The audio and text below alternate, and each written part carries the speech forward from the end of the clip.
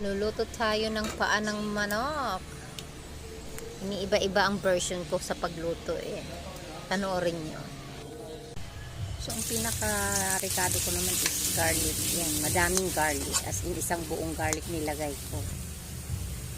Then, itong chicken, pinakuluan ko na yan.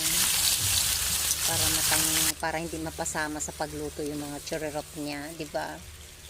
Yung mga churerot no. Ayan, nilagyan ko ng lemon or calamansi. Then, ketchup. Konting ketchup lang. Enough lang na magkaroon ng kulay ang ating mga paa. Cutics.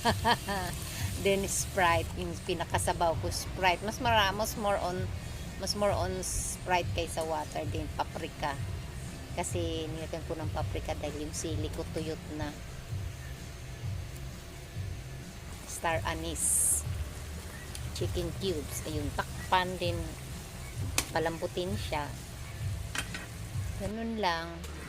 Tara, o diba, kumulay ang ketchup kahit papano, kahit konti lang. Ayan na siya, tapos na yan kasi malambot na yan eh.